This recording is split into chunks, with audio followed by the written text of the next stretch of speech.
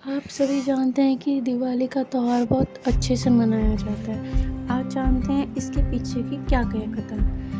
आइए बात करते हैं। प्राचीन काल में विवरणों है कि साहूकार था। उसका एक लड़की थी जो नियत प्रति पीपल के वृक्ष की पूजा करने जाया करती थी। साहूकार की पुत्री प्रतिदिन लक्ष्मी को पीपल के वृक्ष निकलते हुए देखा करती थी। एक दिन साहूकार की पुत्री से प्रसन्न होकर लक्ष्मी जी बोली, तू मेरी सहेली बन जा।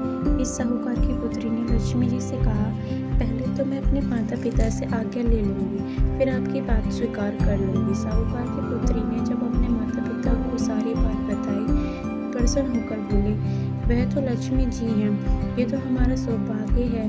बेटी तू लक्ष्मी जी की सहेली अवश्य बन जा। दूसरे दिन साहूकार की बेटी पीपल के पूजन करने लगी तो लक्ष्मी जी उसके सामने निकली। उसने हाथ जोड़कर लक्ष्मी जी से कहा, मेरे माता पिता ने आज्ञा दे दी है, मैं आपकी सहेली बनने को तैयार हूँ। इस पर लक्ष्मी जी प्रसन्न होकर साहूकार की बेटी को अपनी सहेली बना लिया। लक्ष्मी जी साहूकार की पुत्री को बड़ा प्रेम करने लगी। एक दिन लक्ष्मी जी ने साहूकार की पुत्री को अपने घर निमंत्रण दिया कि जब साहूकार की पुत्री लक्ष्मी जी के घर भोजन करने आई तो लक्ष्मी जी ने उन्हें सोने की चौकी पर बिठाया। सोने के बर्तन में अनेक प्रकार के सुंदर खाद्य पदार्थ भोजन करने को दिए। उसे ओढ़ने के लिए एक सुंदर दुशाला भी दी।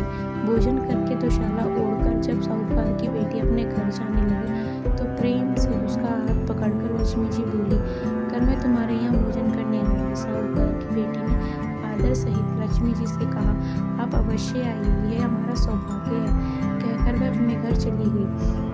घर आकर लड़की बड़ी उदास होकर बैठ गई। उसने लक्ष्मी जी द्वारा किए गए स्वागत सत्कार को सब अपने माता पिता को बताया तो वे बड़े प्रसन्न हुए। फिर उन्होंने लड़की से उदासी का कारण पूछा तो इस पर लड़की बोली, हे पिताजी, मैं बहुत दुखी और उदास हूँ क्योंकि आज लक्ष्मी जी ने मेरे यहाँ भोजन करने आएंगी। मैं उन्हें कैसे प्रसन्न और संतुष्ट कर पाऊंगी? मैं वैसा स्वागत कैसे करूं जैसे उन्होंने मेरा किया था? इस पर साहूकार ने अपनी पुत्री से कहा, बेटी उदास मत हो, वो तो लक्ष्मी जी और हम उनकी क्या ही बराबरी करेंगे।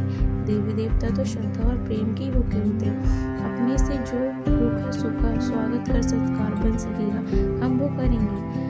प्रेम और आदर से हमारे पीछे नहीं रहेगा। तो उदासी छोड़कर घर को धो साफ कर गोबर मिट्टी का एक सुंदर सा चौका बना ली। उस पर आटे से एक चौक पूरा कर ले और 4 मुखी दीपक लगा दे तथा लक्ष्मी जी का नाम स्मरण कर। लड़की ने ऐसा ही किया। इसी समय एक चील उड़ती हुई आई और वहां किसी रानी का बहुमूल्य हीरो जड़ा 9 लाख का हार उठाकर ले आई। चील ने वह कीमती हार साहूकार की बेटी के आगे गिरा दिया।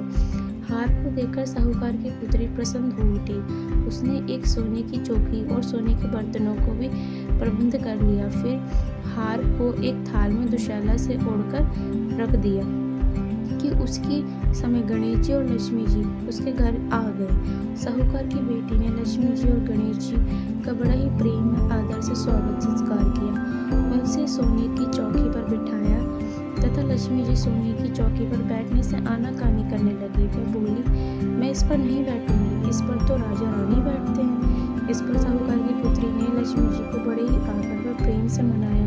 तब जाकर लक्ष्मी जी तथा गणेश जी इस चौकी के आसन ग्रहण करा। साहूकार की पुत्री का आदर और सत्कार ग्रहण किया। दोनों ने साहूकार की पुत्री को बनाया भोजन किया। लक्ष्मी जी और गणेश जी साहूकार की पुत्री के प्रेम व आदर और श्रद्धा से बड़े ही प्रभावित हुए। उन्होंने साहूकार की पुत्री को धन संपत्ति से भर दिया। लक्ष्मी तथा गणेश जी की कृपा से साहूकार का घर में धन संपत्ति से भरकर परिपूर्ण हो गया। हे लक्ष्मी जी, जैसे आप साहूकार की पुत्री की चौकी पर बैठी और धन संपत्ति से भर दिया, वैसे ही हम सब पर और हम पर भी अपनी कृपा करना। प्रेम से बोलिए, जय लक्ष्मी माता की जय। ये कथा यही समाप्त होती है। आप सभी को हैप्पी दिवाली।